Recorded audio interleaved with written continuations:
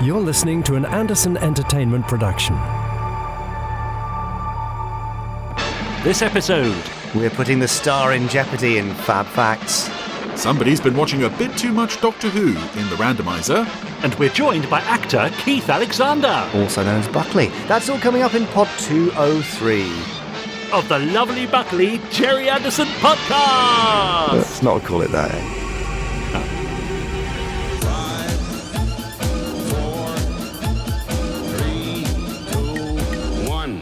Let's get started.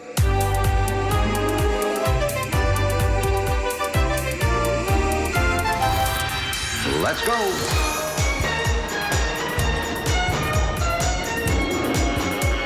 Spectrum is green.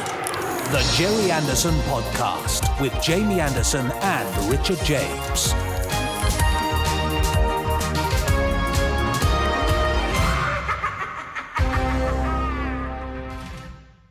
Well, what? This is a bit strange, isn't it? It feels like everything's gone back to normal. Well, it has gone back to normal for the most part. Know. But isn't that weird? It's like a sort of a back to work day, isn't it? Yeah, it's after the school holidays. That's right. We've all had a bit of fun. Yeah. And now it's time to knuckle down. We can assure you, Podsterons, the fun is over. It stops right here, okay? No fun, thank you. Yeah. No. I mean, it's the Gerry Anderson podcast, so clearly we will be, as we have in the previous 202 podcasts, be discussing all things Gerry Anderson. But there are also other things that happen every single week. Every single week, without fail. And I know it's unusual for me to ask you, Richard James, but do you think you would be up for telling us about those things? I'm only asking you to do it now because normally at this stage I've said, and over there doing something is Chris Dale. That's right. But he hasn't turned up. What, again? Again, I think he's fed up of the whole thing. Oh, no, is he just... Well, I did see him heading for the door mumbling something about a game of soldiers. Oh. So, I don't know what that meant. Well, maybe he's off to buy a boxed game of Risk or something. Anyway, while we wait for him, can you tell us what to expect in the 203rd episode of the Gerry Anderson podcast? Well, it seems strange for me to say it on my own and get no feedback from an audience of over 100 people, but we've got the usual... Gubbins! Ah, there you go. Not the same, the Gerry Anderson podcast this week, of course, we've got the amazing Randomiser coming up towards the end of the pod, whereby Chris Dale sits down in front of a random episode of a Gerry Anderson series and gives us his thoughts, comments, and insightful revelations. Oh, revelations! That's great. Yes, I know. Yeah, we've got some newsy news, I'm sure, because even though the concert's out the way and the documentary's opened, it's on BritBox, and the live podcast has been and gone, I'm sure there's still plenty of news to be had in the Gerry Anderson universe. Correct. Right. We'll also hear, no doubt, one of Jamie's amazing FAB Facts. I've really missed you saying that. Yeah. I'm sure you have. And, of course, we'll be hearing from our lovely Podsterons who've been emailing us at podcast@gerryanderson.com. They've also been joining in the fun on our Facebook group and hashtagging us Gerry Anderson Podcast over on Twitter. Well, thank goodness for hashtagging. That's all I'm going to say. And, of course, yes. Well, I've missed out this week's interview. Oh, of course. How could I? Well, I mean, just by forgetting about it, I assume. Sure. Just like I did just then. Yeah. Well, I mean...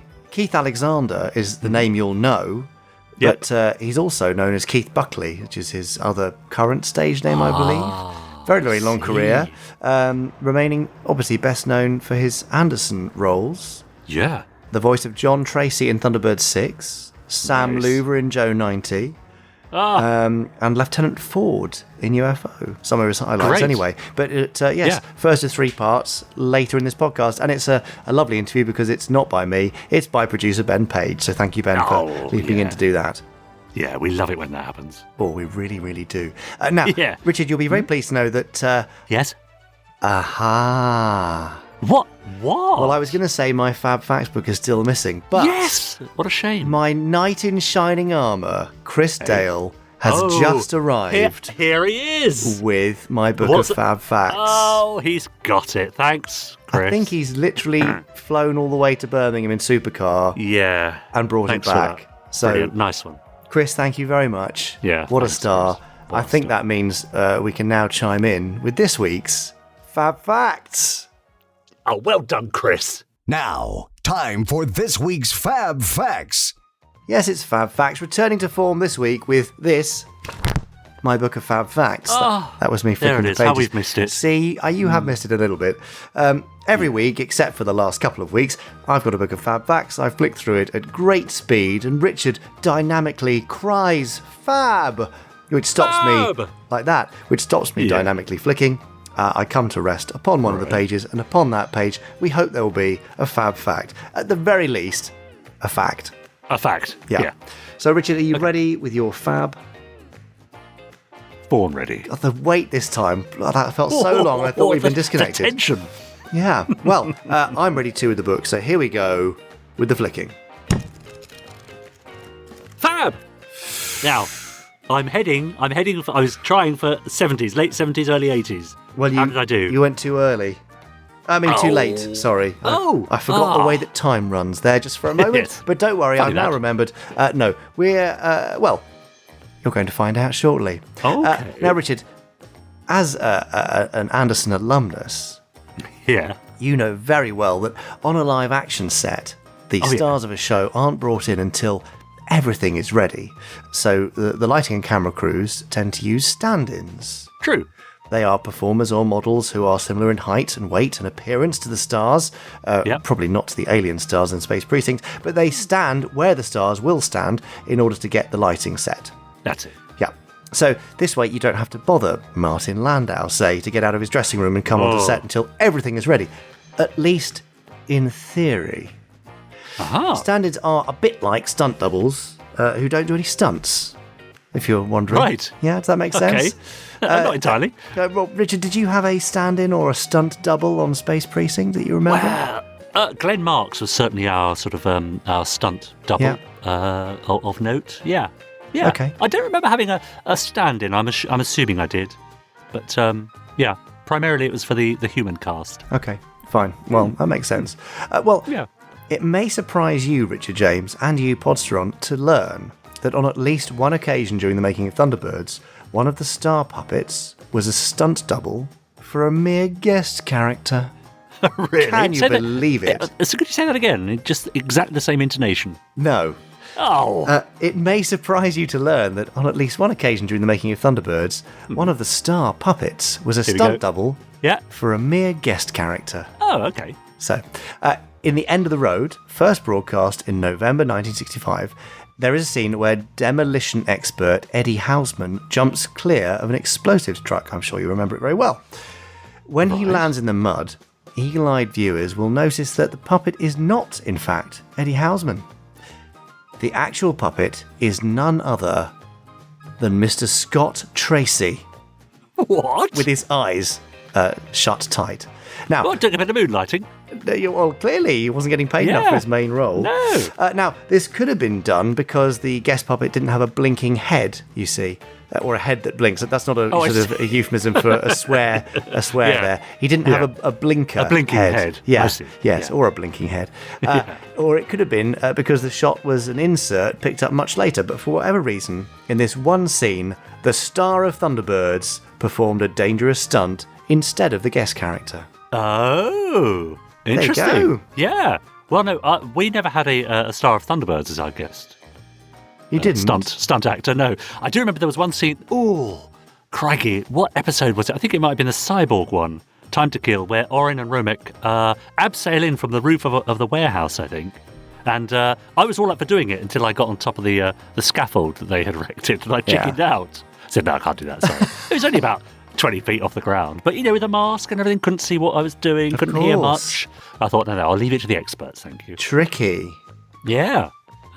Scott Tracy. Did he appear anywhere else as a stunt double or a stand-in that we know of? I don't think so. I mean, it's a bit of an unusual one, isn't it? I mean, obviously lots of the characters were doubled up across the Supermarionation series. Yeah. Where they were re-wigged or, had a moustache painted on or whatever. Certainly redressed to become background characters. I don't think background characters ever became foreground characters, although I'm happy to be corrected if any Podsteron knows better, which you may well do. Yes. But I think that's probably the only iteration of a main character standing in for a guest one. Yeah, I'd like to see Ted Shackleton doing that. Yeah. I think I would have been too happy. Can't imagine that happening. No. No, especially after his injury in the first episode. Yeah, indeed. Yeah. So was that? What God, was have that? you read a book about this or something? No, I remember it at the time. Very knowledgeable. Do I you? remember at the time because Dad came home and went, "Oh no, was it Protect and Survive?"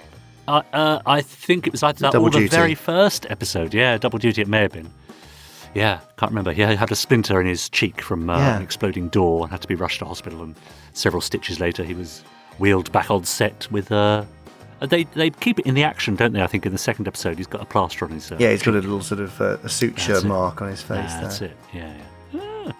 Anyway, I digress away from You do. Scott Tracy to Ted Shackelford, but what a natural segue that is. Yes. Anyway, I think that probably brings us, Richard, don't you agree, to the end of this week's Stunt Fact! I literally couldn't think of a word. Keep up. I didn't even manage fact today. Isn't that terrible? What a shame. Now, you're listening to the Gerry Anderson podcast. Here we are again, as we should be, on our own.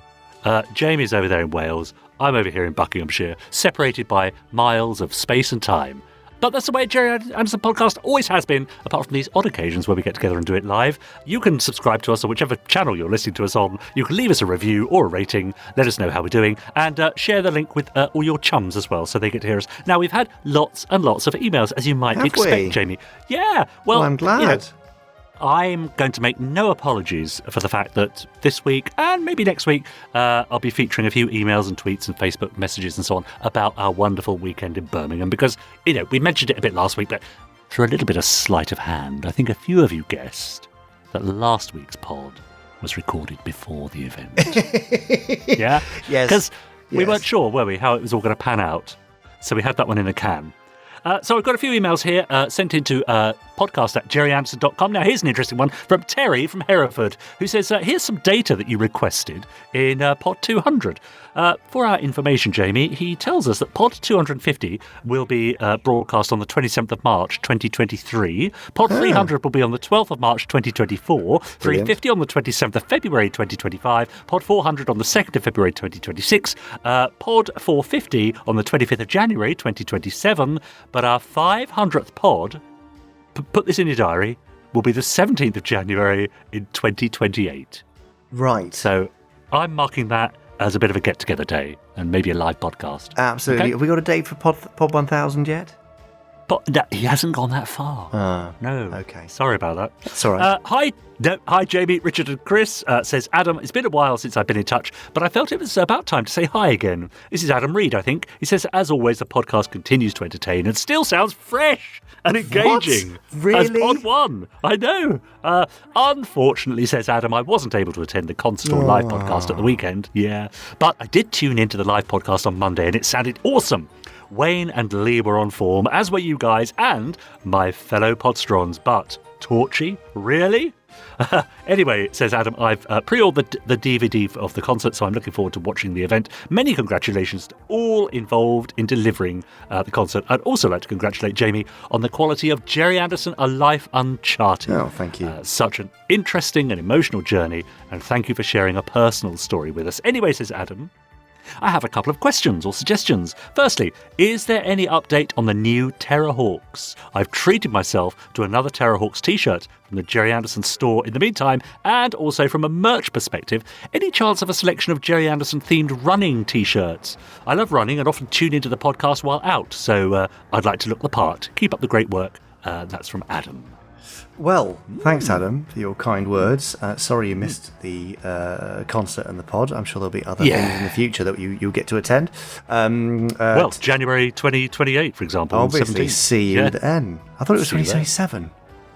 No, 20. Oh, no, Jamie. Are you saying you're busy on the 17th of January 2028? Well, my diary's blocked out now, you see, in those few moments since you talked about it. Anyway. Yes, obviously. Terrorhawks reboot remains in development. These things, as many of you will know, take a long time. The documentary is a bit of an outlier there in that from conception to delivery was about a year.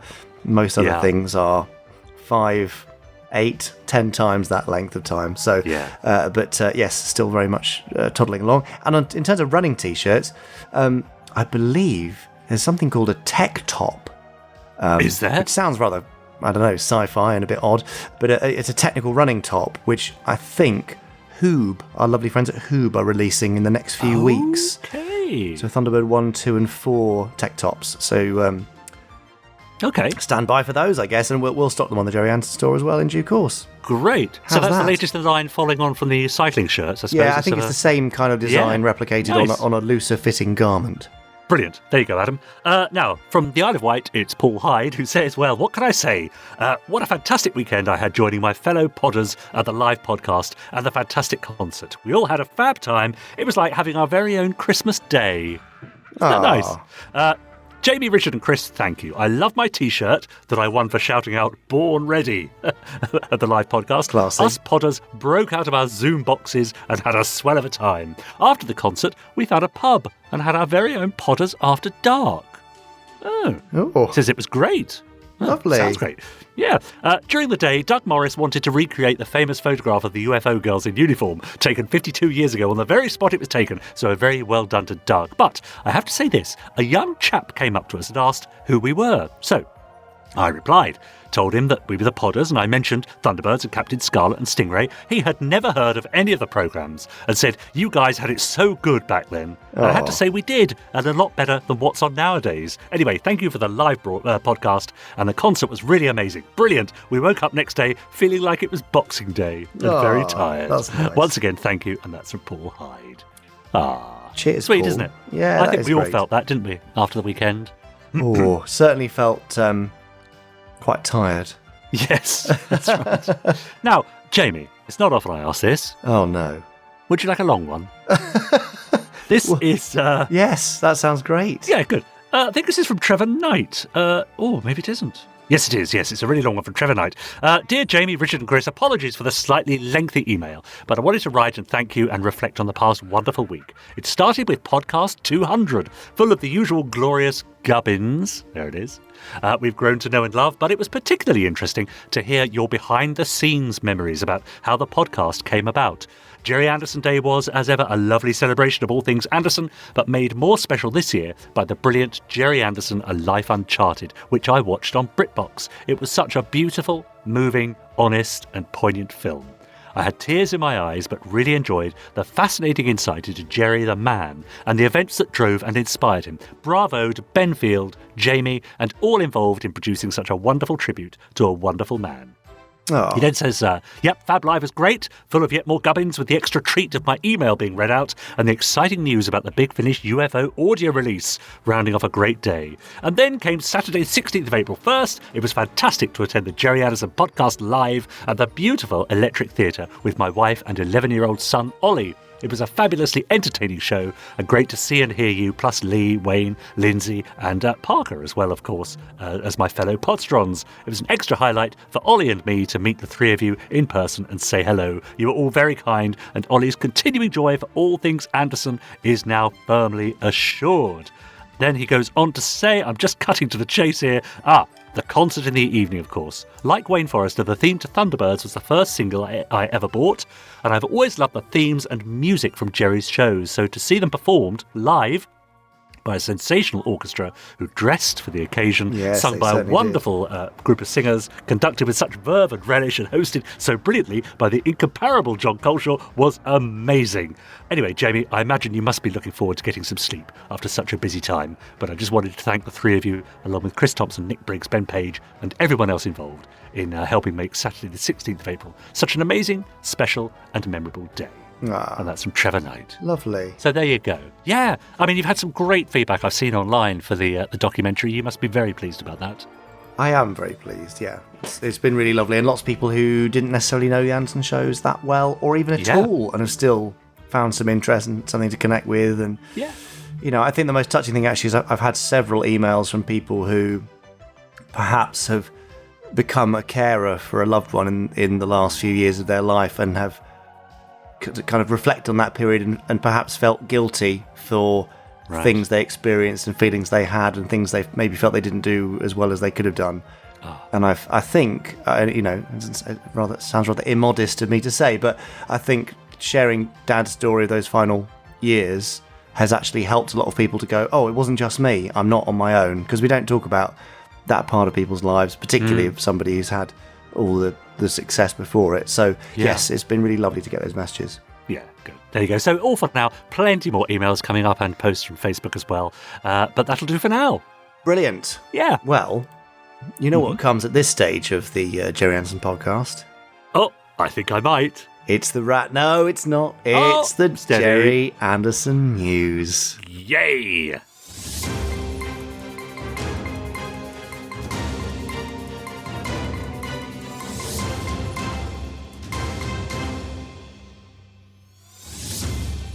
Yes, it's the Gerry Anderson Newsy news. Now, I hope that There we across go. the country, across the world, in fact, Yeah. you, Podsteron, were joining in with that round of news. Because how could you not after the live podcast?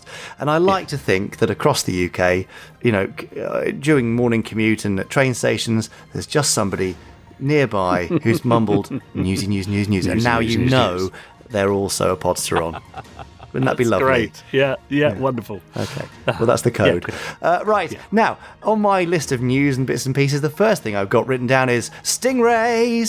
Oh, nice. That's because the network Blu-ray of Stingray should be dropping through your letterbox or onto your mat or in your postbox or whatever receptacle you have for your mail. Should be there about now, really. Whether you ordered the Super Deluxe, which is sadly now sold out, or the Deluxe, which you can now get from shop.gerryanderson.com.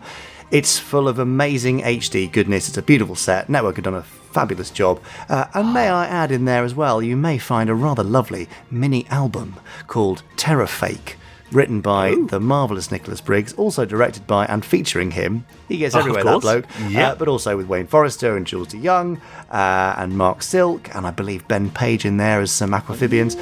But the whole thing goes around a finance director called Director Taylor, and he was named specifically in loving memory of the late John Taylor, who sadly passed away just before release. And we were just in time to change the name as a little tip of the hat to him. So that's lovely. Well done. So do let us know if you're enjoying your Stingray set, and who knows what's next. Fingers crossed for other things that might follow chronologically from Stingray. And I'm not talking about Candy and Andy.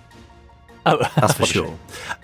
Now, on the Thunderbirds front, the Thunderbirds audio front, Operation Asteroids is shipping now. The 4CD set is available, obviously starring the usual gang of John Culshaw and Justin T. Lee and Genevieve Gaunt and Anna Leon Brophy and Joe Jameson and Wayne Forrester. Amazing. Directed by Sam Clemens. It's the latest in our offering of the audio adaptations of John Thaden's 1960s novels. And goodness me, the cover is gorgeous. I mean, they're always gorgeous. They all look great, these things.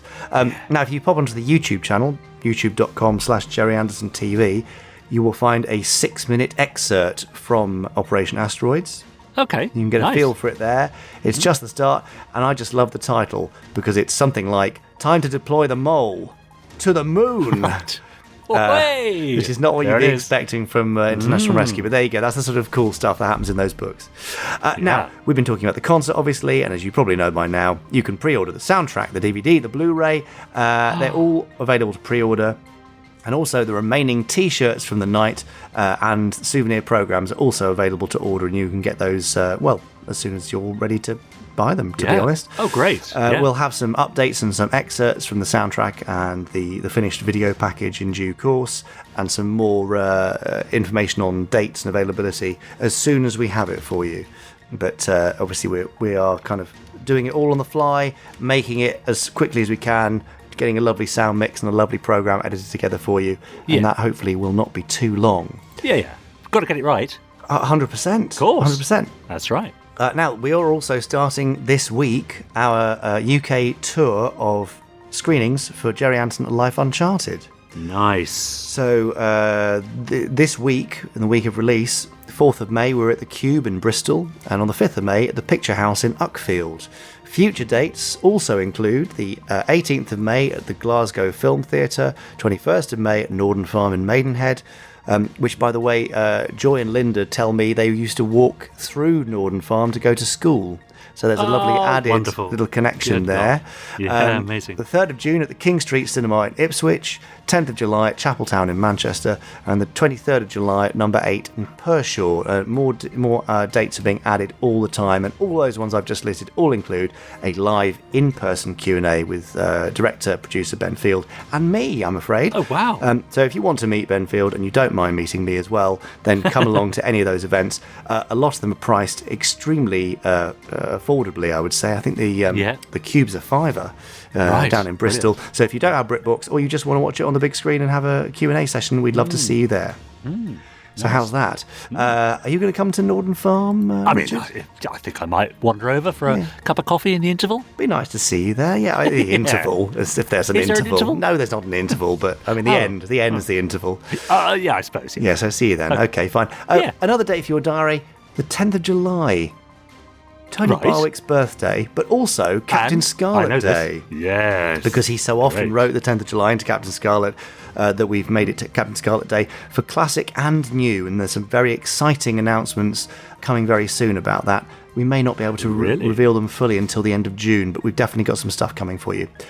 Also, on the comics front, the Time Bomb Comics Spectrum Kickstarter campaign is now done. That's a new anthology release from them featuring Space Precinct, new Captain Scarlet, and Terrorhawks. The Kickstarter was massively overfunded. They did incredibly well there, and it'll be available very soon to order from the Gerry Anderson store and from Time Bomb Comics and from other comic outlets across the country and across the world. Nice. And finally... What? Really? I know, you'd think after the last few weeks that I can have a little rest. Why don't you just save some for next week? Well, I don't want people to miss out on these things. No, so fair enough. The final thing from me is if you're going to MCM Comic Con on the 28th of May, that's Saturday the 28th of May, we will also be doing a little bit of a screening and Q&A of the documentary there. However, it's not the full doc. We're going to screen the first 15 minutes and then do a Q&A about the process and all that sort of stuff. So if you're going to be at MCM, do dress up. We'd love to see you there, and we'll be wandering the floor. We haven't got a stand or anything, but we will be loitering. So it'd be great to see you there. Great. Yeah. Oh, that's it. I'm losing my voice again. But don't worry, I'll still have enough for the rest of this podcast. But that, for sure, must now bring us to the end of this week's Gerry Anderson News. That was the news. Losing his voice news. You need some honey and lemon. Have you got some honey. Vocal zone, is it? That's it. Yeah, that's right. Yeah. Very good. Lots of it is extraordinary, isn't it? We got to pod, where are we, 203, and there's still stuff to talk about. I know. How on earth has that happened? It's amazing, Incredible. Isn't it? Yeah. Talking about stuff to talk about, some more emails before we carry on. This one's from Anthony. Very meta. Again, but another long one, I'm afraid, Jamie. Anthony says, "Dear Jamie and Richard, who I missed seeing in the documentary." I wasn't around for a lot of Gerry's career, Anthony, I have to say. Gerry Anderson, A Life Uncharted, he says, was very moving and even more involving than the trailer presents. I'm not sure what I was expecting, actually, but I'm glad that I saw the construct of a man shaped by experiences growing up and how he responded to them in his relationships with others. He was a man who liked control, though rarely had it.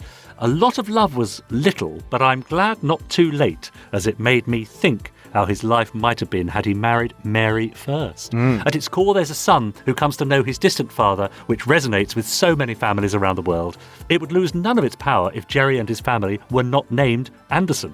Gerry's decline and Jamie's tough decisions to care for him are what happened with my older brother and father, and I'm glad that the harsh realities of being a carer to someone with dementia are discussed, and that the similar hurt which occurred in my family meant that we aren't alone. Well, the technology, there you go. he says is amazing, and having Gerry as a quasi-narrator and guide through his own life story with cutaway inserts and being at the forefront of technology is both apt and respectful. The final scene on the bridge with Jamie is both heartbreaking and tearful. From this movie, Gerry Anderson appears to be a complex man, his own greatest advocate and often worst enemy. Absolutely. It's hard to reconcile all of the hardships he endured while he was a creator of so much magic in others' childhoods. Like Moses, he was a great leader, but didn't get to live in his promised land. I think he would dislike the comparison and be bemused that he is the star of possibly one, if not of his, greatest films. And that's from Anthony. Yeah, it's fascinating, isn't it? I mean, how does it feel, Jamie, to to share such a personal story, well, with the world, effectively. Yes. Did you feel like sort of airing your dirty linen in public, or not quite so bad? Well, no, because I think there was no agenda coming to it other than here is his story from his point of view. Yeah. And of course, stories vary depending on the point of view they're told. There is no absolute story. So, and because he was so private, I think, there was probably some contradictions about the way he behaved and the way he lived his life. That suddenly you go, oh, well, that makes sense. And sometimes they're off screen and sometimes they're on screen, those things that kind of connect up. So, yeah, very scary initially, saying, okay, the world, here's the story, and it's not all good. But the reaction has been absolutely amazing. So thank you all for sharing in that. What I found quite moving, actually, we've often said before in previous years how unsentimental your dad was. He never kept anything as far as you knew, didn't like to look back, didn't like to think of past successes, always moving forwards, always on to the next project. And, without giving too much away, we see, don't we, towards the end of the film, why that is. Yeah. Why he didn't like looking back. Absolutely. And why he always, ploughed forward, was never one for keeping memorabilia and so on. Really fascinating. And as Anthony says, it just so happens, that he was the creator of all this fantastic TV magic. If he hadn't been the Gerry Anderson that we know, it would still be a really interesting and moving story in its own right, wouldn't it? Yeah, no, I think so, and I think that's why it's working, why it's connecting. And he's, he was just another human. Yeah, flawed and foolish and thoughtful and creative and troubled, just like everybody else. Right. So I think it's nice to see that. Yeah. Now, this is from Luke and his dad, Adrian, who says, they say hello to the joyful Jamie, the riveting Richard, and the charismatic Chris Dale. Cool. I think that's probably about right. Best review we've ever had, isn't it? He says, I'm just writing about my wonderful experience at Standby for Action at Birmingham. It was fantastic. I went with my dad and were both amazed by the wide variety of not only the music performed by the FAB orchestra, but one of the many fans who were brave enough to dress up as Anderson characters we all know and love. That was brilliant. I don't think they count themselves as brave for doing that. But we think that's they're how wonderful. They spend their time. Yeah, absolutely. I have to say, Jamie, one of the funniest moments for me at the weekend was trying to convince the staff at the venue for the concert that I, Wayne Forrester, Chris Dale, B, Wayne's wife, and Charlotte, my wife, were there for the meet and greet, but we were the ones that were doing the greeting. Because obviously they had no idea who we were. No, you don't understand. We're being met. We're doing the meeting. Yes, you need to have a ticket. No, we don't need a ticket. We're being met in coming Gret. to me. Yes, exactly. Oh, that was funny. Anyway, he continues. I did not see many dress up as Torchy the Battery Boy, though.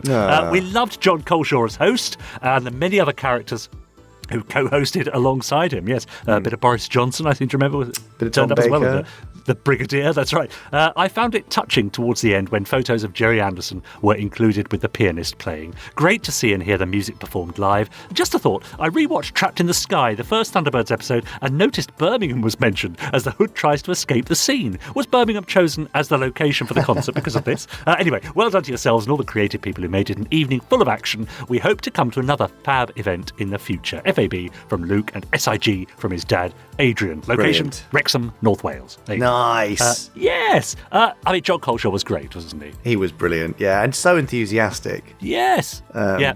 Obviously, has a real love for the genre. You can't fake that. It doesn't matter how good an actor you are, you cannot fake that pure love of it. And I just love his line about if Thunderbirds had been composed a couple of 100 years earlier, it would have been our national anthem. And I think he's right. Absolutely. 100%. Yeah, that's great. Yeah, absolutely. And finally, on the email front, this is from Duncan Moss, who says, Hi, Richard, Jamie and Chris. When Gerry Anderson, A Life Uncharted is released on Blu-ray and DVD, can we expect a large collection of extras? Best wishes from Duncan. Well, Duncan, I would love to say yes, but at this stage, I don't know. I mean, there's a huge amount of material that didn't make it into the final edit. I think we said at one of the screenings that when Ben delivered the first edit of the documentary, it was 2 hours 21. Yeah. And that was where we already thought that we were, cutting it down quite a lot. Yeah.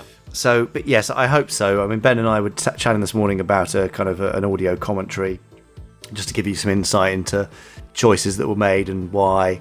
There's a making of which is on BritBox, which I'm sure we'll get into that.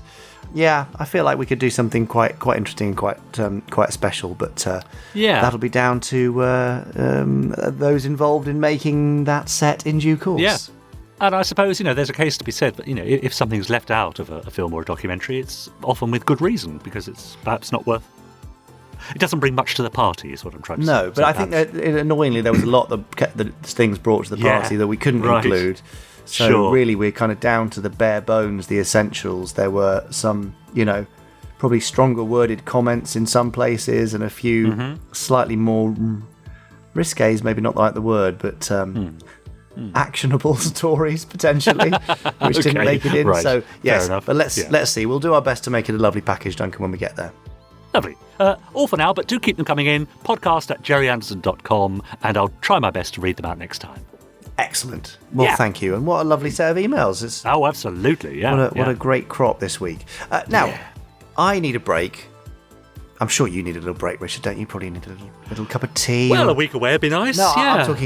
I'm talking like 20 minutes now. That's all. 20. Oh, go on, yeah, I suppose. Yeah, is that okay? Yeah, all right. Well, we do have a break, thankfully, because lovely producer Ben Page has done this week's interview, which is the first of 3 parts with the Australian actor Keith Alexander.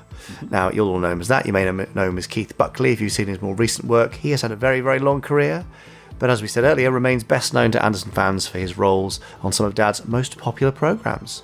He was the voice of John Tracy in Thunderbird 6, Sam Loover in Joe 90, and Lieutenant Ford in UFO, and many more besides. So, thanks for joining us, Keith and Ben. Here they are for part 1 of 3. Well, I'm Ben Page with the Gerry Anderson podcast, and I'm here with a very special guest. Keith, would you like to introduce yourself to our listeners? Oh, well, I'm Keith, as you said. And hello, Keith. Well, I mean, how might people know you, Keith? You've done a lot of things and you've had a long career, but people listening to the Gerry Anderson podcast, what might they know you from? Well, I carried my name Keith into the role of Keith Ford in UFO, but prior to that, I was in Thunderbirds and Thunderbird 6 and Doppelganger, as we used to call it, much to Gerry's chagrin. Journey to the Other Side of the Sun, Joe 90, Secret Service, and Odd Voices, as I came and went doing Ed Sullivan shows in other things. But yeah, and the name is something of a difficulty because before I left my hometown of Sydney to further my career, as most Australians would put it, getting away from the cultural desert created by a very full of himself Prime Minister who was there for much too long, Robert Gordon Menzies, I knew that I'd have to change my name because there was a Keith Buckley English actor registered with Equity, and I had to therefore ethically change my name, which I did using my Christian name, so UFO people, etc., would know me as Keith Alexander. But these days you've gone back to Keith Buckley? Well, I'm Keith Buckley in Australia, Keith Alexander in the UK, and Keith Alexander Buckley in the USA, because when I started working in the States, there was a Keith Alexander. I couldn't be Keith Alexander, so I became all 3 barrels of my name. Sounding a bit pompous, but I'm not that kind of guy, really. You had all 3 in one. Interestingly, Keith Buckley died last year, so legitimately I could claim my name again, but... out of respect, I think I'll soldier on with Keith Alexander in the UK. You want to know where it all began? Was one of the questions you sent me. Yeah, take us back to Sydney in those early days. Were you interested in doing voices and things like that when you were small? Well, I was a celebrated boy soprano, ending up as the head chorister of the Anglican Cathedral Choir. Oh, wow. And I had the privilege of lasting 3 weeks before my voice broke. My predecessor lasted about 18 months, and he made a fortune in wedding gifts, etc. So I only sang for one wedding, and I think I got 10 shillings or something. My first play awareness of that was a school play where I had to play a waiter who was blindfolded by the clients who were arguing over the bill. So whoever I grabbed was going to pay the bill. But of course, they all walked off. And I actually, in walking ahead to identify the person to pay, I actually walked off the stage into the orchestral pit. But being the gymnast that I was at the time, I fell rather well. And of course, that's an interesting story in itself because at the time, the touring Maxwells, an acrobatic group from the United States, were looking for a small man to go on the top of the pyramid. And Louis Sashi and I were the two best gymnasts in the school. I was considered, but unfortunately my dad wouldn't let me run away to the circus. Louis got the job. He was with the Maxwells, and coincidentally, many, many years later, working on Ed Sullivan, the Maxwells were on, so the two of us were reunited. Wow. Anyway, the next thing in regard to voices was, well, I suppose the discovery of voices was we had a Welsh English teacher called Taffy Pennells, and we were studying The Merchant of Venice at the time, and like all kids who are know-alls, etc., fooling around. Just a special effect there of closing the door. A radio man never stops, you see. I found myself out the front of the class, and out of my voice came this.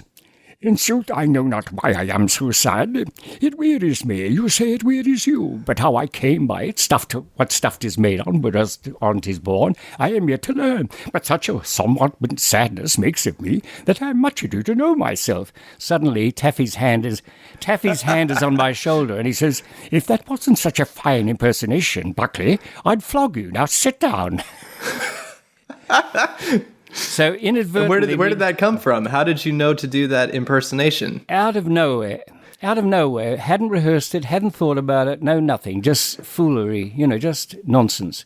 And I suppose I went on to university and I did Footlight Club's reviews and things like that. And being a fairly serious chap who was the president of the Students' Union, I was called upon to rescue the Dramatic Society where all these dilettantes were spending money hand over fist and in debt. So I took over, but then I found myself drafted into a play which went to a dramatic festival of universities in Melbourne where I managed to outshine Barry Humphries, who went on to do Dame Edna. And got the acting award. But this is so stupid, all this nonsense, you see. I had a line as this bald, aging gentry, Sir John Gedney, I think his name was. But Melbourne were having a tram strike at the time, and Melbourne relies, still today, on trams. And so we had this tram, but my line was, "Trams no good to anybody." I think that got me the award. Nothing to do with acting. It was a political move. Yeah. So they brought you in to be the serious guy in the group, but it turned out they didn't know that you had this acting bug. Yeah. No. Did you know that it was going to be a career or something that you could do to make a living? No, not at all. No aspirations whatsoever. I mean, after that, I did a number of plays, Slim in Of Mice and Men and, lots of other plays. I went on to a radio producer, actually, called Stafford Dyson, grabbed me, and I then started doing some radio plays at things, but I didn't take it seriously until, having studied engineering and law, my professor of laws took me to one side and said, "Look, you've got to make up your mind what you're going to do. You can play around with this acting thing or be a serious lawyer, and you've got potential." Anyway, I decided to go and get the acting bug out of my system, but I never did. And it's still with you to this day. Unfortunately, you see, I was, what was I doing? Yes, I was thinking about... my performance in Superman, knowing you were going to interview me, I had to think up a few things to say. And I was in the original Superman. Yes. I was actually, there's a scene where people are looking through a shop window at lots of television sets. Yes. And of course, they zoom in on that to a particular television set, and there's me as a newsreader breaking the news about Superman's first escapades. There you are. So we stay on.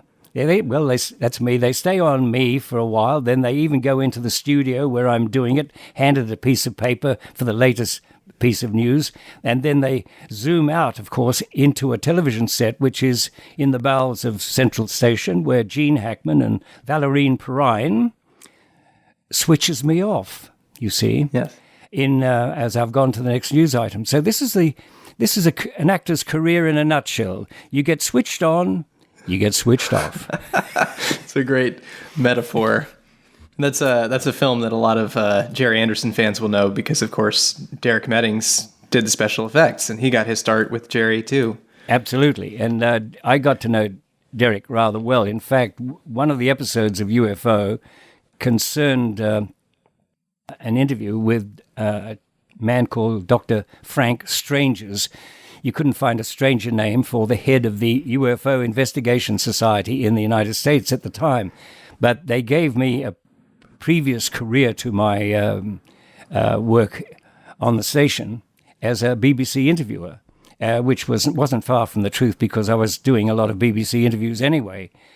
Yeah. But afterwards, and of course, Strangers presented photographic and other evidence, film, on film, etc., and video. And I consulted Derek about this, and I said, what do you think of this stuff? Because everyone's thinking, do UFOs exist or not, and all that stuff.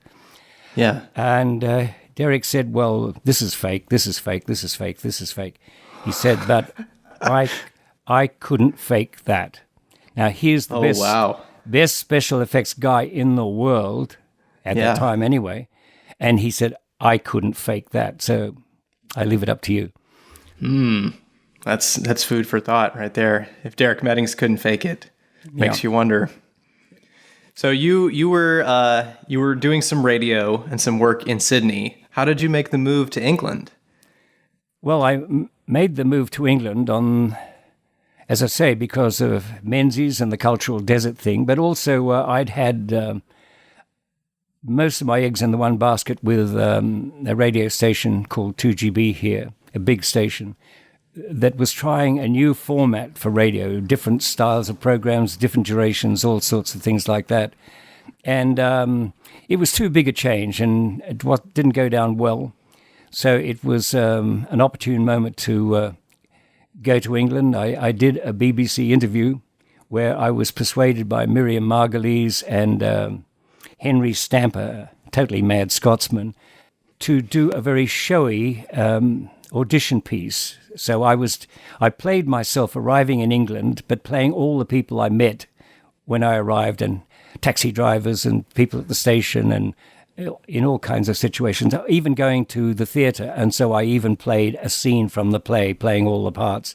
And of course, they said to me after the interview, that I'd failed, because I'd failed a drama audition. We were looking for a serious actor, not someone who does a lot of impersonations. But as you've intimated from the experience I had in Australia, where we just ran from studio to studio doing lots and lots of programs, often with wet scripts that hadn't had time to dry, or scripts that hadn't been finished that would be handed to us. I remember doing 96 episodes of something or other, or various programs, in 1 week, putting stuff in the can to get us over the Christmas break sort of thing. It's unbelievably fast. Oh, well, we were so... in fact, we could play one another's parts. If somebody wasn't there, we knew what they had to say, so we'd say it for them.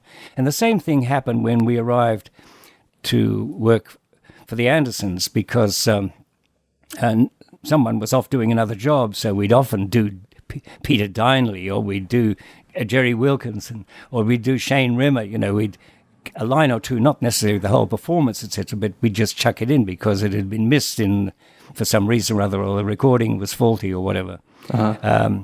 So we were in and out of one another's pocket, so to speak, all the time. So if someone wasn't available, you'd jump in and record their dialogue for them? That's right. Wow. That's incredible. I didn't know that.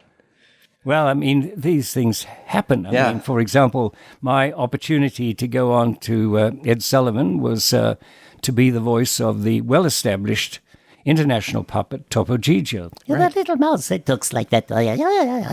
You know, well, the original voice was Peppino Mazzulo. Yes. Wonderful Italian with a great bel canto voice. My bel canto was learned from Vito Lupi in George Street, Sydney, and he used to throw the windows up and we'd say, sing out for the people, you know. So we'd be singing out to these people in George Street, the commuters going to work, and frightening the hell out of them with our projections, etc. But I've got a pretty good bel canto, not as good as Peppino's, but I succeeded in mimicking his voice. The reason for this was because Peppino's English was pathetic, right? And he just lost the plot when working in English, particularly when other comedians were involved in the conversation. And so I took over in English, German and Japanese, and he continues to do it in, of course, Italian, Spanish, and German, and French. Wow. So I encourage everyone listening, if they're not familiar with Topo Gigio, to go check out the clips of Topo Gigio on the Ed Sullivan Show. They're all on YouTube, and they're very enjoyable. A lot of fun, and some great puppetry, too. Oh, absolutely. Maria Perigo was she moved the head and the legs. Sandro Negri moved the arms and fingers, etc. And Silvia Magretti would raise the hair when he was frightened like that, you know. Yeah. Or if he had to eat spaghetti, the spaghetti was dragged out the back of his head. And of course, I was the voice to one side, but the originator was Federico Caldura, and he was a wonderful inventor of puppets, etc. Yeah. But a man who wouldn't travel. He wouldn't. I can't remember the name of the phobia, but he wouldn't step over his threshold. Yeah. Kind of like Ferrari.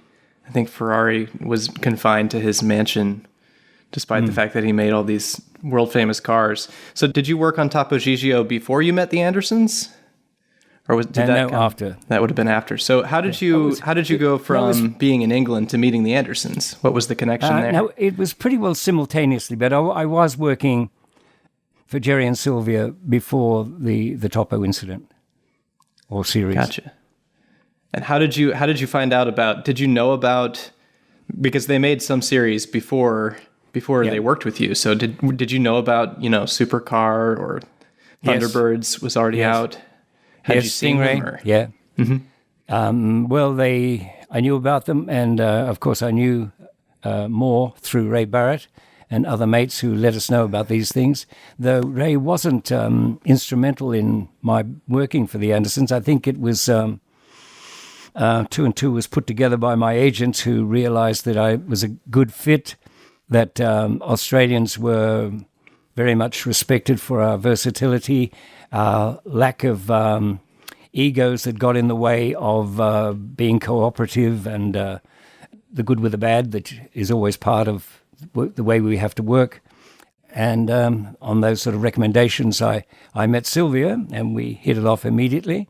She, I think it was one of her regrets that I was to and froing so much that she couldn't give me anything major. Even in UFO, I was considered, I think, for the Billington role, but I wasn't, consistently available. Sam Loover was the first opportunity to give me a lead role, right? And then I went on to work with Stanley Unwin on Secret Service. Right. Unfortunately, as I implied in an email I sent to you, Ben, an actor is always in a state of flux, moving on, whatever.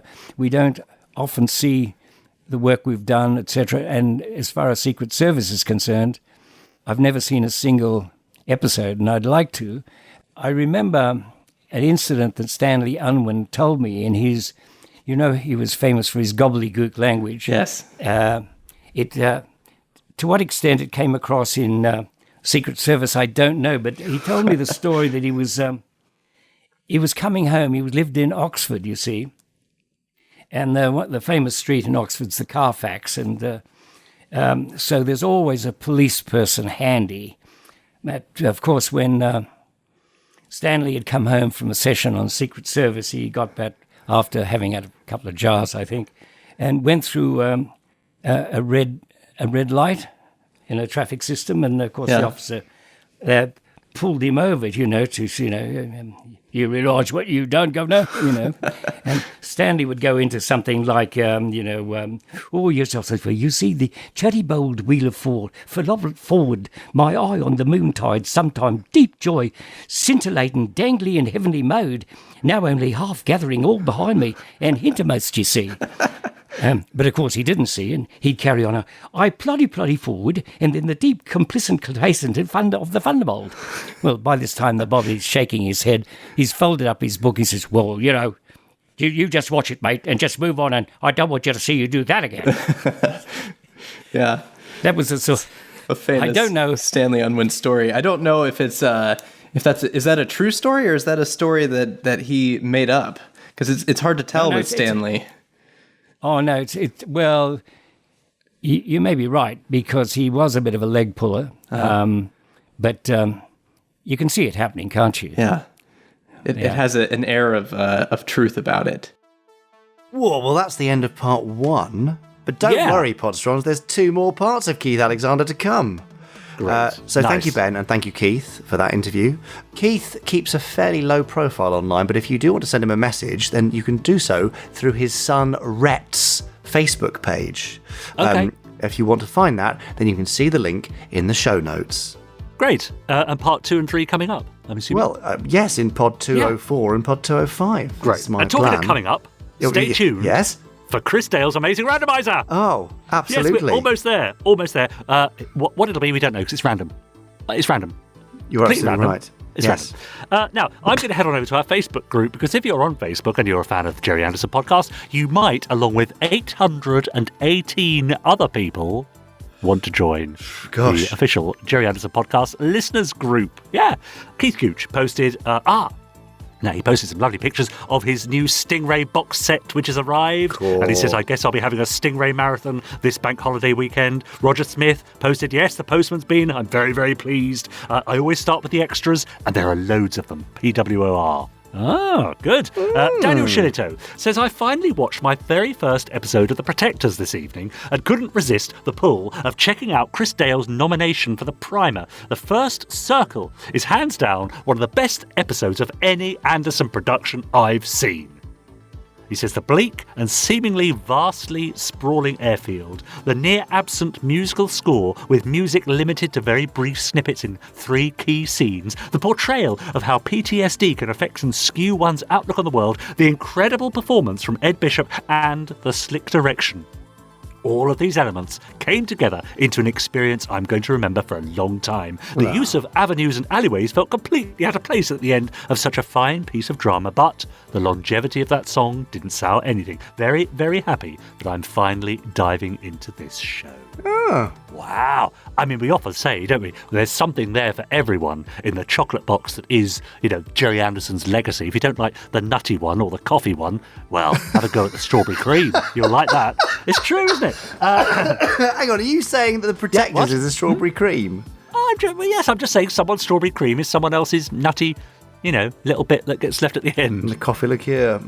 That's it. Okay. Penquiller says, I finished listening to Operation Asteroid today. I think the voice actors and production team are getting better with each successive production. Great work, everyone. Oh, thanks, Ben. I mean, that's what you'd hope, isn't it? Scott Bickley posted a picture of his Operation Asteroids book and CD saying, yeah, finally got these for my birthday today. My wife got me this especially as she knows how much I love Thunderbirds and those audiobooks. So that's 3 down and goodness knows how many more left. So happy birthday to me. You just wait. We've got some lovely treats coming up. We really do. Lovely. And Duncan Moss again. Well, he posted a link to the fabulous project Spectrum. That's the comic from Time Bomb Comics. But of course, I think that's over now, isn't it? The Kickstarter of that? Kickstarter is over, so you've missed out if you haven't gone there, but it'll be available to order directly from us and Time Bomb in due course. Brilliant. Now, while I'm on our Facebook group, one very active member is someone who gets in touch with us every week with something rather special for you, Jamie. Isn't he? Oh, really?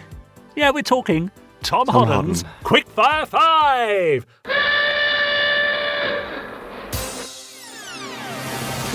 Now, Jamie, are you ready for this? It's slightly different and slightly complicated. If it all goes horribly wrong, it's my fault and not Tom's. Brilliant. Okay, well, that's good to know. Ready for this? Right. So, as I read each question, you, Jamie, will be directed down a different path depending on your answer, just like the old game books that you used to play back in your day. You know, the Make Your Own Adventure thing? Remember those? Yes, I do. Right. So, are you ready for this? Today, Jamie, you will be playing the role of everybody's best primate, Mitch. It's a quiet day in Black Rock. Max is on his spa day, the professors are away for a stag weekend, and you, Mitch the ape, give the kid his pocket money and send him to the cinema. Now you're alone, unsupervised, and you have the keys to supercars. So, let's have an adventure. Question 1. For once, you won't have to ride in the boot. As you start supercars' engines and get behind the wheel, you only have to decide, where shall we go? So, Jamie, either to the top of the sky or to the bottom of the ocean. Sky. Sky. Whoosh! Up you fly, up to the very edge of space, so high you can see the Earth curving. You pause a while to soak in the view and to look up landings in the instruction manual. Unfortunately, in your desperation, you've got a paw stuck on the controls, and the lights are flashing, and within moments, Skydiver is circling around, ready to attack. Quick, Mitch, what do? Run away or fight? It's Mitch, he's run away, obviously. Right. You fly for home as quick as you can, but it's too late. The Skydiver opens fire and riddles supercar with bullet holes. Warning lights flash on the dashboard as you tumble from the sky and land on the deck of a big green aircraft carrier somebody left in the sky. You must have hit your head pretty bad, as the angry people who arrive to surround supercar are all wearing brightly coloured uniforms. They don't look too happy about the damage you caused, so you better think quickly. What do? There are so many gadgets built into supercar that one of them has to do something useful. So, which is it? Push a big red button or pull a lever? Pull a lever. Well, I don't know what the Spectrum agents were expecting, but it probably wasn't the ejector seat. As you parachute away from Skybase and back to Black Rock without supercar, you have plenty of time to work out how you're going to explain this mess. So, what do? Tell the truth or frame Joe 90? Frame Joe 90. It doesn't take long for the humans to find your planted evidence, but they are still struggling to believe that nice little assassin kid might have done this. To sell the idea, you just have to engineer a confession from Joe. A few rinse cycles through the big rat should do it, but which tape are you going to program him with? Queen, A Night at the Opera, or Jasper Carrot's Canned Carrot? Canned Carrot, absolutely. There you go. And that's the end of this week's amazing Quickfire 5. Wow, that was... I wasn't expecting a choose your own adventure. Epic. Wasn't that epic? Yeah. I feel quite exhausted after that trip. Too right. Well, well done you for getting through it. Well, actually, I have to say, well done, Tom, and well done me. Yes, well done indeed, Tom. Yeah. Very good. So, do head on over to our Facebook group. It's very easy to find. Answer a few questions. We'll let you in. And you can join in the fun as well. People post funny games. They post their latest merch when it arrives. They give us their thoughts and comments on various Gerry Anderson shows and even sometimes on the podcast itself. Yes. It's a great place to hang around. It really is. Yeah. Speaking of hanging around... Yeah. Ever since he gave me the Book of Fab Facts, he's literally just been stood over the top of me. He has. Yeah, I know. I've noticed that. I didn't want to say anything. It's a bit weird. I don't know what you're expecting, Chris. Sort of a tip or something? Payment? Yeah, I don't know. Yeah, maybe. Weird. Oh, he's nodding. Oh, he's just... hang on. What? What's this? What is it? It's the invoice for retrieving the Book of Fab Facts from Bonnie. Right. Oh, I see. Thanks, Chris. It's charming. Yeah. Anyway, when Chris is being more charming than he's just been now, he is the Randomiser, and he presses a big red button on his randomizer, and that chooses a random episode of a random Gerry Anderson show for him to randomly watch and say random things about. It does. So, should we let him just do that? Yeah, go on. Go on, Chris. Press your big red button. Go on.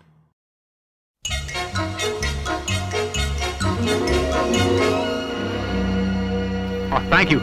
I can't tell you how I appreciate the faith you've placed in me. Oh, that's quite all right, Mr. Goldheimer. I dare say if your enthusiasm for pressing the button on the randomizer reflects on the final selection, we could have quite the episode today. Yes, sir, thank you. 1,000 times thank you. Yes, okay, fine. Just get on with it, will you? Sure. Anything you say. We can play back from the console. That's it, well done. How can I ever thank you? Oh, that's fine, don't worry. But I must do something. No, it's quite all right, really. Say, can I feature you on a movie? Movie? What, a movie about me? Yes, sir. If you say so. Oh, well, yes, if you insist. Right. Action. Oh, right, yes, yes. So, Mr. Goldheimer, is it a good one today? Oh, yes, the real beauty. Right, let's see. Oh, isn't it just? Yes, it's time for Terrorhawks with my with my kingdom for a Zeef. Okay, cut, print. Was that okay? Yes, sir. I feel I could do better. Great cinema.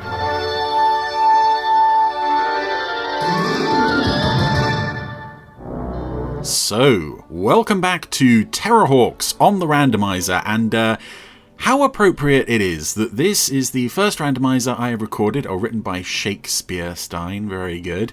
Yes, how appropriate it is that this is the first randomizer episode I'm recording post the Standby for Action concert. And yeah, I maybe I shouldn't mention it on here because in 8 months' time, or whenever anyone else hears this, it's on the Randomizer podcast, I should say. It's going to be a bit out of date, but it's monstrosities. So many people I spoke to after the concert were saying by far the highlight of the thing was Terrorhawks. And when the Terrorhawks suite started, I got this sort of ripple from around the audience of, and by the end, it was like, yes, Terrorhawks, we love it, which was such a great feeling, and quite right too. Anyway, Master of Time? Whoever he is, he made me spill my delicious feldspar soup. We have this new character, and will make amends. Lord Tempo, who has just materialised by Youngstar's side, now rematerialised at Zelda's side. Do that. It's a cheap trick. Ooh. Eat, disbeliever. Yes, he knocked over Youngstar's food, but now he's using his time powers to reverse the film, put it back on the table. It is no trick. Lord Tempo can dance back and forth through space and time. Oh, this is just a wonderful introduction to the character. He instantly... It's the design. He looks so cool, he looks so powerful, and he feels powerful as well, what he's done and the sound effects and everything. Go. And sometimes when Terrorhawks introduced new monsters, it was like, here's the fearsome one-off monster we're never going to see again, and it didn't quite work. Here we just have an instant hit, I think, with Lord Tempo. Left with him, youngster. What? And this is... Nonsense, I'm still here. This shows how imaginative Tony Barwick is with this script, because it's not so much a time travel script, although there is elements of time travel. It's a time playing, and I think that's where Lord Tempo works best. Not time traveling, but time manipulation. Discussion has been the most interesting, Youngstar. What discussion? I just got here. Did you? And this is just a lovely... Is it now? ...partnership between these two. Is reality. The present. I think I might be a little slow. And that's one of my favourite lines for the whole series. It's just, why is Youngstar holding an alarm clock? Why did he have that with him? Take evasive action! But this is one of my favourite Youngstar partnerships with Lord Tempo, because Lord Tempo seems to have such a clear plan, such a clear understanding of what he wants to achieve, and Youngstar's just dragging along asking questions. But Youngstar... I can see it! ...is one of those characters where... For it! Retreat! Whoever you team him up with, it's brilliant. There is no character on this show we will be destroyed that Youngstar doesn't play off superbly, and I think that's very rare in any Anderson show, really, where you've got a character who just works with whoever you put him up against. What's happened? Where is the detonation? The awful Space Hawk. It's vanished. Yes, Space Hawk was going to fire on their Zeef, but Space Hawk is no more. In time? They've gone back in time. 100 years. Long before Space Hawk existed. There's another use for the alarm clock that Youngstar brought along, and here we go. We are heading back in time, and this battlefield scene, I love it. It's you could look at it and say, oh, it's a bit cheap. I don't think it is cheap. I think they are excelling on a very limited budget, and they're kind of asking the audience to use their imagination a bit. These cardboard cutouts of soldiers fighting on the horizon. we're not meant to believe this is actual soldiers. This is actually the best anybody could do. It's just use your imagination. It also feels a bit to me, and I'm going to name drop a show here that very few people, I'm sure, would remember, Tales of Aesop, starring Tom Baker. Those shots of the soldiers fighting have always reminded me of the little wooden characters from that show. They were just wooden, rod-animated puppets that just kind of bobbed around. That's what those figures have always reminded me of. Anyway, Lord Tempo, Young Star have landed in Earth's past, the site of a great battle. Love the lighting in this scene as well. And who should find them? Stand fast and declare thyself. It's only King Richard. I am Lord Tempo. And the loathsome, foul-faced fellow with thee? Me? I am... We're only, what? Well, 6 minutes in, it's already like this has become a completely different show. A great battle has been fought and lost, and I am forced to flee. Who are you? Richard, thy lawful liege. And this is a great puppet. King, thou nincompoop. A king. It's rare that you can look at human guest characters in Terrorhawks and say that's a good puppet, but this is a really great puppet. My kingdom for a horse. And Robbie's just doing a fantastic performance here. Anything to escape this field of desolation. We should not take him with us. But he's so handsome, and I think he likes me. He called me a nincompoop. That's another of my favourite Young Star lines. I think also for the fact that once he delivers that line, he nods as if to say, and I'm happy with that. Also a slight attraction on Young Star's part towards Richard. I would face unexpected, but part this blasted heath. Lead on to thy Zeef. And it's also, again, it's just, this story would function basically the same without Richard in it. There is no reason for King Richard to be in this story. I am so glad he's there. He adds so much to this. It would be quite a dry story without him. Don't go so fast! We just have a random monarch from the past along for the ride who has no clue what's going on. 5 years. It's so strange though, we've only just been introduced to Lord Tempo and now we've got Richard here as well. But we've returned to the present. I've been through all the computer readouts again. There's no possibility of error. You mean there was a Zeef? Yes. So where did it go? There is one highly improbable explanation, but it's the only one we've managed to come up with. Well, try me. It entered a time warp. Time warp? It's just silly enough to work. That capability? Not as far as we know. I love that they leap to the conclusion of time warp. Keep working on it. Based on no evidence, it could have a cloaking device, for instance, but no. Also, I notice on Tiger's desk here, it's an update, a Sheriff Bull's telephone update. You may remember that I own Sheriff Bull's telephone from the Terrorhawks auction a few years ago, and it's there on Tiger's desk. I hadn't realised when I bought it that it had pulled double and sometimes triple duty. Incredibly, it will turn up somewhere else in this episode. Anyway, Young Star, Lord Tempo, and King Richard have parked their Zeef in an abandoned building in front of a bridge. To find and destroy the Terrorhawks base. And that's their goal.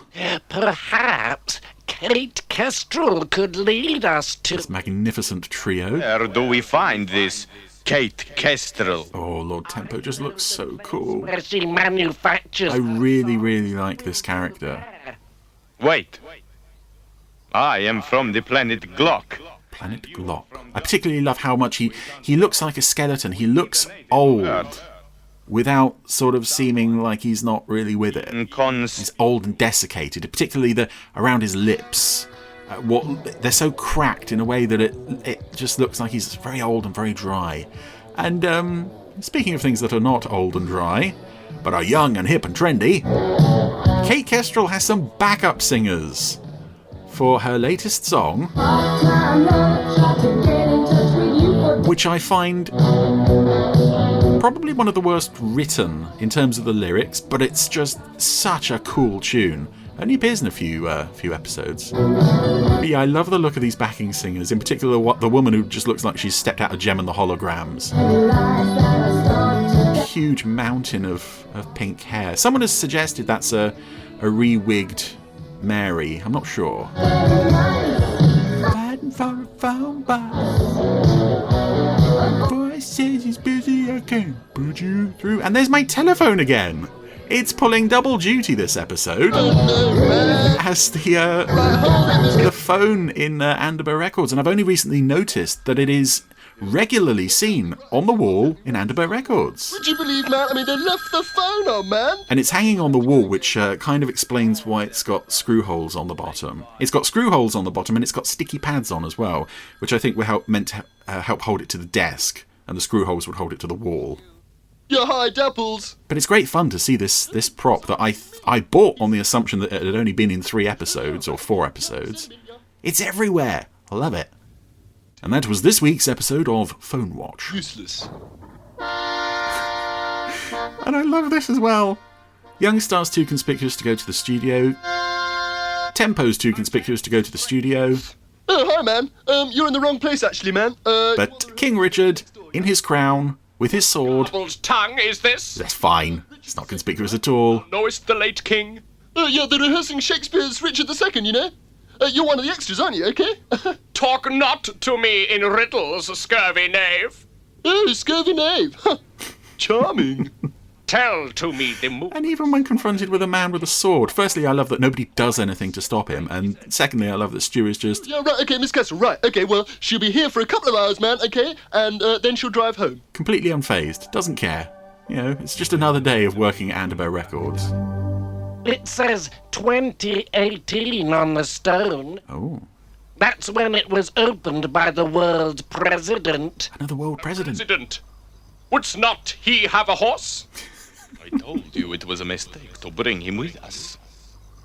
It's just another lovely element of comedy, and particularly with Lord Tempo, who isn't a funny character on his own, to pair him in his first appearance with not one but 2 buffoons, and yet somehow he still comes out so credible. But here we go. It's Kate Kestrel. One of the more... Then all that remains is to alter time. Gut-wrenching moments of the series. 2010, before the bridge existed.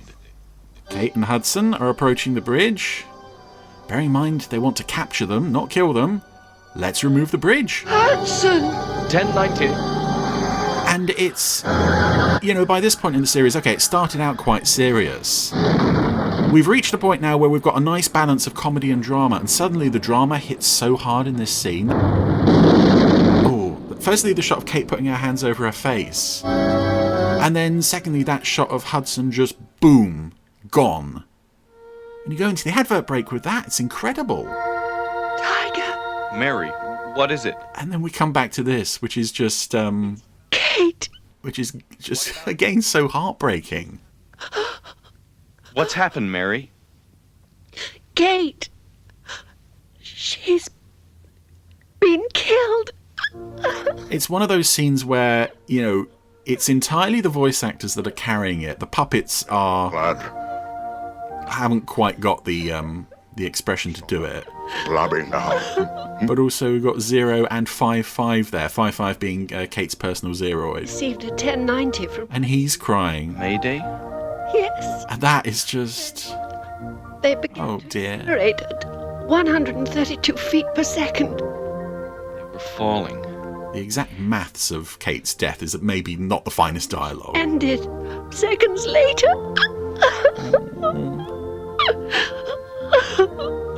And just, you know, as I said, the puppets can't quite pull it off, but we just pull in on that shot of 55's immobile face, but with tears of oil. Beyond belief. Poor 55. Traitor! Kate Kestrel is dead, and we needed her alive. Now it's too late. I love that even Youngstar is shocked by Kate's death, and I don't think it's because the plan's gone wrong. I think it's because in some small way he has genuine affection for her. Please. You know, he loves her music, obviously. So where is Kate? So the idea of now killing her An hour ago. genuinely upsets him. I think that's a lovely touch. We're back to this song again. He's busy, I can't put you through. Ah, dear. I love that there's a later episode where she sings this song again, but the male backing singer isn't there, but you can still hear him. I'll settle for that one. That's as good as it's gonna get, I suppose, for a song about a phone box. Miss Kestrel, would you, care to join me for a little drinky-poo? Some other time, Stu. Our manager's waiting outside. Oh, yeah, okay, fine. Well, give my regards to old FW. I'll do that. Is that the earliest indication that Stu might have feelings for Kate? Rudkin. Did you hear me, Hudson? I'm terribly sorry, madam. I can't seem to be able to get used to the nomenclature of F.W. Runkin. Maybe you should change the name. It's been done before. And I love that there's not been an element of time travelling Kate's resurrection. It's just... started transmitting. We're picking up from where we left off. Suddenly, history has changed and she's alive again. Doctor. There's only one explanation. Uh-huh. We're dealing with a Time Lord. Brilliant! Love it! Conclusive proof, nowhere to be found. Just, some odd things have happened. Only answer, Time Lord. It would make as much sense if he'd said, of course, we're dealing with the Borg. It's the fact that it is a recognisable name from another sci-fi franchise, and a fairly big one. I mean, Doctor Who. Well, this was in '83. Doctor Who had started in '63. I don't think they used the. Correct me if I'm wrong. I don't think they used the name Time Lord until the very end of the Patrick Troughton era. What's wrong, Hudson? But that's still a good 12, 13 years for the phrase Time Lord to have been totally and inseparably connected with Doctor Who. Hudson stopped. I have this impression that Tiger stayed up all night watching late night Doctor Who on UK Gold. It's like, yes. I've just sat through all 6 episodes of Colony in Space back to back. There's only one explanation. I'm very bored and we're dealing with a Time Lord. And I don't think anyone else ever calls Lord Tempo a Time Lord. But Tiger does it repeatedly. I would have loved it if he'd said, no, I am a Temperon from the planet Tempera. Or, no, maybe it wouldn't be good to name him after food. Soon the whole structure will collapse. Again, so many interesting little powers that he's using here. Aging the bridge, but not Kate and Hudson on it. Trying to force her to reveal the location. She doesn't answer. Of the Terrorhawk's base. You expect her to? And it's weird, for all I said earlier about Tiger and Mary, the puppets aren't quite able to pull off the emotional stuff. Youngstar did it brilliantly here, and I think there's something to be said for the fact that Lord Tempo is so static. It's all in the face. He never moves his arms. Is he kidding? Sir, we spotted some strange-looking devil in the doorway of that building. Where is he now? Went back inside, sir. Let's get out of here, Zero. I'm scared. Let's go home. Hold on, Hudson. He did say let's get out of here, didn't he? Yeah. They're going to fall. I don't think she will talk. Oh! All right, Time Lord. End it. Now. Why should I? Tiger comes across like such a Doctor Who fan. Everyone in it to pieces. Ooh. Including yourself? I don't believe it. Zero, fire a warning shot. I know, I've said it several times, not only in this podcast, but the look of Lord Tempo, the design of the costume, the facial animation. You can't touch me. His abilities. Play time like a flute. It's a wonderful character.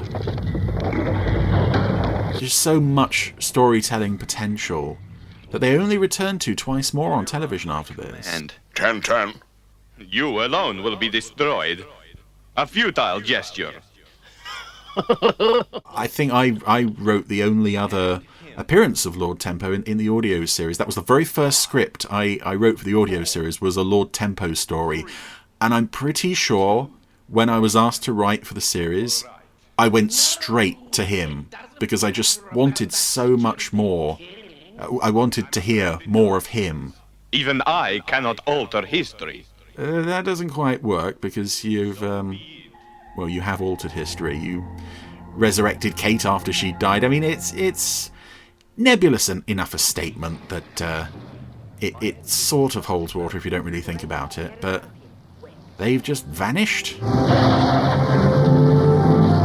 I should point out, actually, that we have now covered, with this episode, all 3 of Lord Tempo's appearances in Terrorhawks, the television series at least.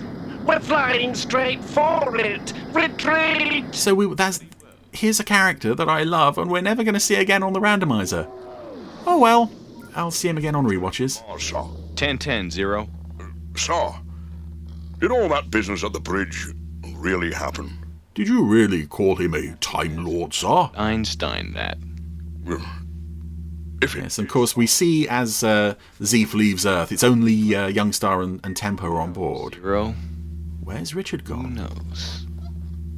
A nice pan up to the sky, and then we fade to the red of the battlefield. He's back where he was. Poor old Richard, on his own, defeated, and on the hunt for a cardboard horse. Aha! Azif! Azif! My kingdom for Azif! My king... Oh, dear. It's just more Tony Barwick wonderful weirdness. None of the Richard stuff had to be there at all.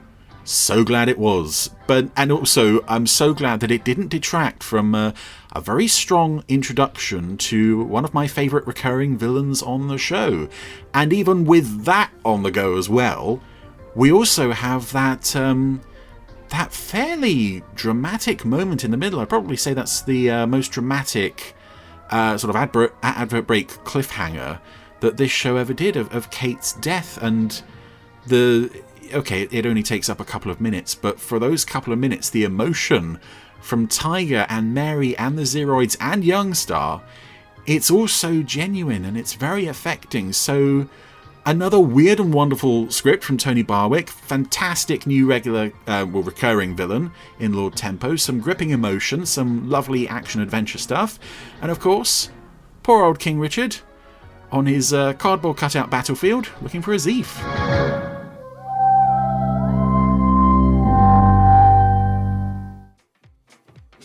Oh, well, that's cheered you up. Can I say that was always a childhood favourite of mine? I think because it brought together Terrorhawks and Doctor Who, really, because I know Lord Tempo as a master of time, with all of his silly kind of echo voice and that. But yes, I don't know why. I think all the kind of the King Richard scenes are really atmospheric when they go back in time and stuff. And I have a very soft spot for My Kingdom for a Zeef.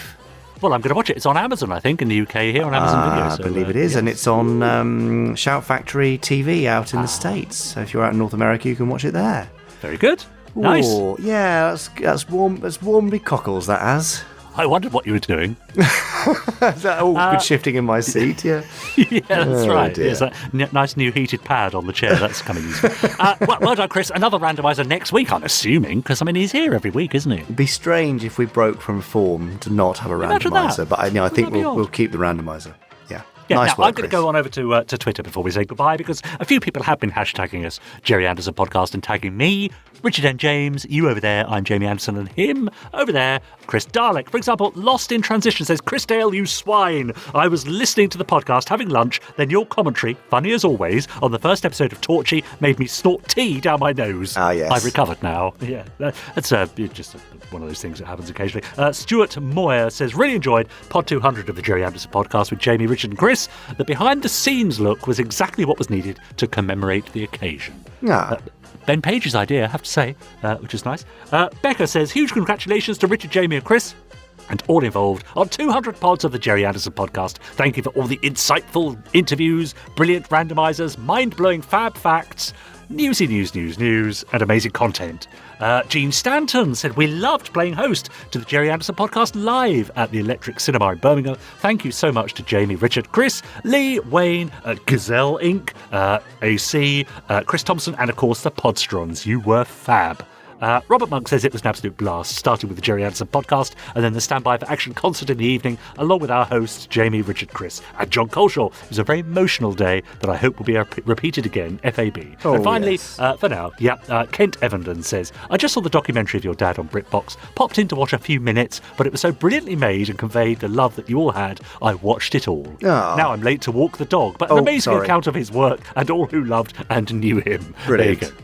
Yeah, isn't that lovely? Sorry for the dog as well. Yeah, exactly. Now, I have to say, of course, there were many, many Podsterons we know that couldn't make it to Birmingham, so they missed the live pod recording and the concert in the evening. But the great thing is you get to share it with us anyway, because, of course, the live podcast is now out there, Pod 201, that you can listen to, and we know that the CD, Blu-ray and DVD of the concert is on its way too. So you could literally recreate our weekend in the comfort of your own living room. Well, that's a great idea. Why didn't we do that? Isn't I suppose we had to be there to do it. Yeah, that's right. Yeah, Makes sense. But put if you do that, put on your favourite cosplay and post a picture of you enjoying either the concert or the live podcast when they're available. Brilliant. That'd be fun. Yeah. What a lovely nice. idea. That's all for now. But yeah, get in touch for next time. I'm not going to say it all again, but email, Twitter, Facebook. You know where we are. That's a great shorthand for your new get in touch. Yeah. You know where we are. Exactly. Okay, well, on that note, you know where we are. So we'll hear from you or not, and we'll definitely be back next time for Pod 204, I guess. Yeah, why not? Right. Let's do it all again. Let's just say bye then. Bye then. Bye then.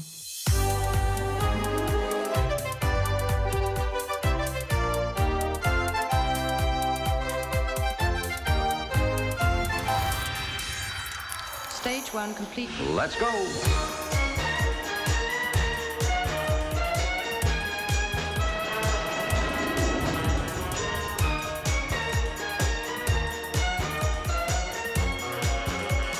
Spectrum is green.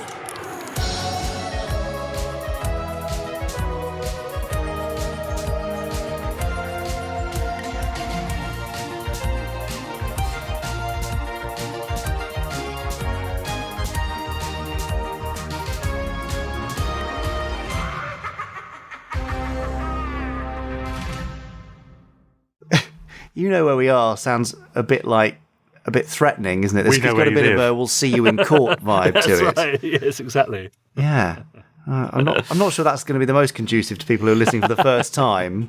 What? You know where we are, and we know where you live. Yeah, exactly. We'll be making your ears clammy next week. Yeah. Don't you worry. All right, well, I'll try and find something a little more amenable for next time. Is that all right? You know where we are. What about something like get in touch? Oh, just succinct, to the point. Yeah, I don't know. That feels a bit bit generic. Yeah, need something more imperative. Ah, right. Make it so. Oh, if only that wasn't from another franchise. Oh, that's been taken, of course. Don't know. Yeah, I think this is going to require some work. All right. Well, I've got a week, haven't I? Yeah. Okay. Well. Okay. By this time next week, you better think of something because I know where you live. Right. Oh, yes. You know where I am. Oh, yeah. Take that. Wow. Right. Go and do some work, and I'll speak to you next week. Radio. Okay. Bye. Bye. You have been listening to the Gerry Anderson Podcast. Wasn't it fun?